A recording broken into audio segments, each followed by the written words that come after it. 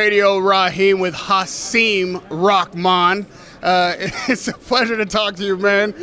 Some may have seen the Andy Ruiz interview where I stumbled your first name, and I apologize for that. But it really is an honor to talk to you and a pleasure. You're a world champion, a legend in this sport, and now you're working the corner of a fighter. First, I wanted to talk to you about your career and how you impart what you learn as a champion, as a fighter, on a younger generation of boxers. Okay, that's what you want to know. How you take transition what, yeah, exactly. what I know. I mean, it's just about with Michael Hunter. It's hard to teach him anything. He knows it all, so we really just gotta just revisit the fundamentals and execute a game plan for different fighters, and he kind of executes it to a T. Like a pleasure to work with. If all fighters was like Michael Hunter, I would have 1,000 fighters. I would love to be a trainer.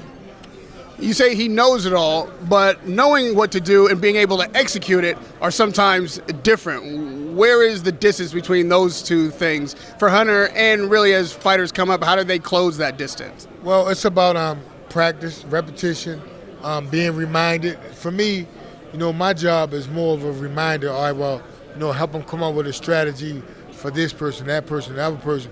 Then we go over it, we collaborate on it, we come together, and then Mike goes out and executes. Now, Michael is facing Povetkin, who's a bigger guy than him in stature. And in the heavyweight division, most people think, the biggest guy with the biggest punch is always going to win.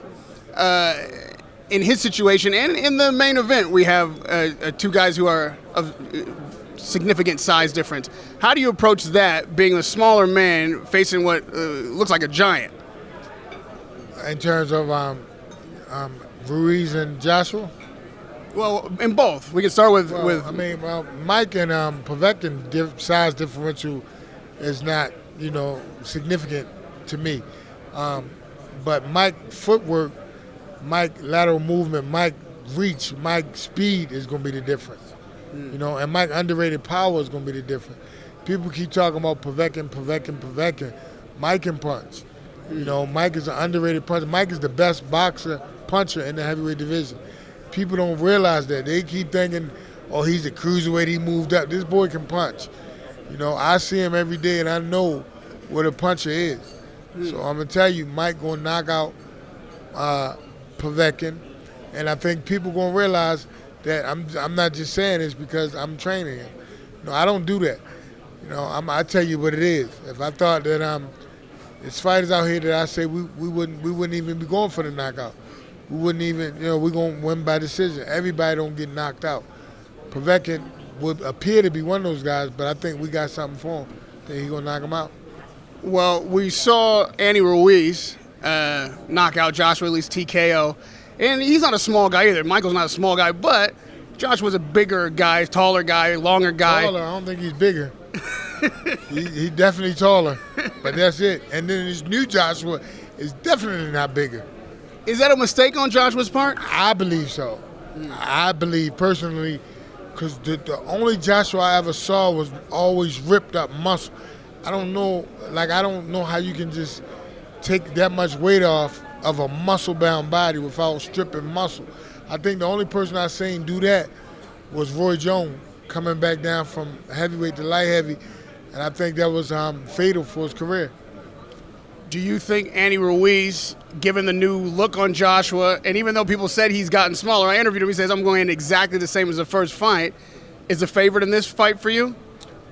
Yeah, I just think losing that muscle going to be a problem.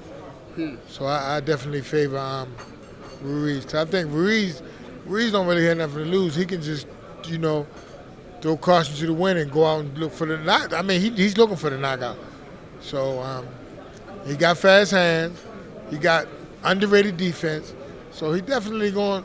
It's not going to be a piece of cake for Joshua, and they know how Joshua coming to fight.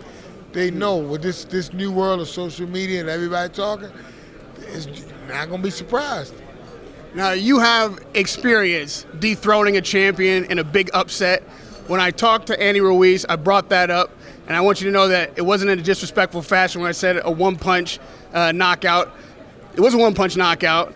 And in the rematch, you were unsuccessful in retaining the title. So I asked him how does he make sure he doesn't meet that kind of fate?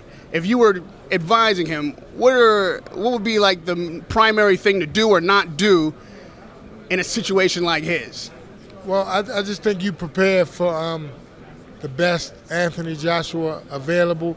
I think they got knowledge of how he plans to fight him, and I think they've been working on it. I know they've been working on the game plan that Anthony plans to institute in their fight. So, I mean, they're very well prepared, you know. So, with me, you know, I'm thinking I don't think Lennox going to just try to stay away from me, you know, use his height, use his different.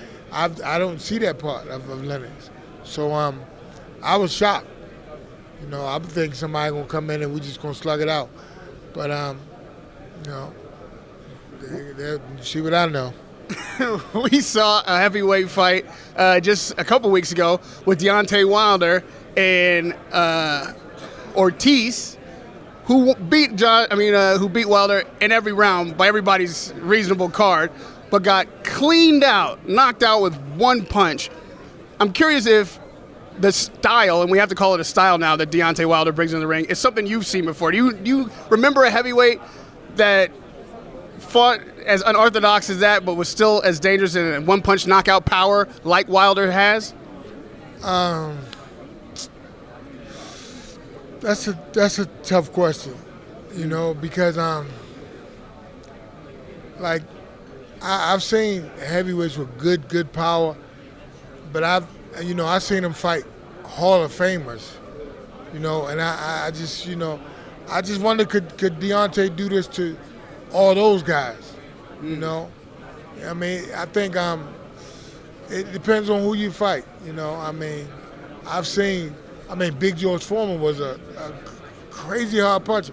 Maybe if he fought everybody that Deontay fought, maybe he knocks them all out. I mean, you never know, and we'll never find out. Not taking anything away from Deontay, I'm just saying, like, maybe I had Ron Lyles was a heck of a puncher, Ernie Shavers was a heck of a puncher. These guys were punching, and they was fighting really, really, really good guys. So sometimes when you fight a really, really, really good guy, you don't necessarily knock him out. So, you know, it's you can make an argument against it, you know, that just because one of these former champions didn't knock everybody out, that don't necessarily make Deontay a better puncher. And boxing will forever, in the history and the ages going forward, debate whose era was the best, who had the better fighters when they were coming up or when they were a pro. How do you think you would match up against this crop of heavyweights and champions if you were in your prime? I don't really like to do that. You know, it's crazy, but I just feel like you know, I feel like it's a way to beat anybody. You know, I think you know, I mean, Tyson Fury almost really pulled it off against Wilder. You know, and Wilder almost pulled it off against Tyson Fury. So they really laid the blueprint with each other how to beat him. But you know, I just think it's a game plan to beat all these heavyweights of this era. And Michael Hunter aside, regardless of weight division, is there any one fighter that you like to watch? Like when you hear this guy is going to have a fight coming up, Hasim's going to be in front of the TV or ringside watching this one. Yeah, Errol Spence, I love to watch him fight. I've been watching these guys since they was in the amateurs. You know, I mean, looking at them, knowing they're going to be world champions. So I've been following Earl for before he even made the Olympic team. You know, when he won the Olympic trials, when he just go through and just win every fight 5 days in a row. So, I mean, I've been watching these guys. I'm a big boxing fan. I've been watching the guys from the silver gloves all the way up to winning world titles. You know, so I definitely like Earl right now. I don't miss his fights. And they say that boxing's in the blood. Many a fighter has a son who's a fighter. You're no exception to that rule. Your son is a fighter. Is it difficult to watch a young fighter that is your son go through all the different like trials and tribulations and fight his way up through the ranks without being too hands-on, without, you know, taking over his career? I mean, that's extremely difficult. But I mean, the rules really don't change, whether you Hasim Rahman's son or just Hasim Rahman helping you. You know, the rules don't change. I can't be biased. I can't get in there for you. So you really got to do everything to ward off any possible dangers, any missteps. Any mistakes I made, I try to get them the game so they won't make the same mistake.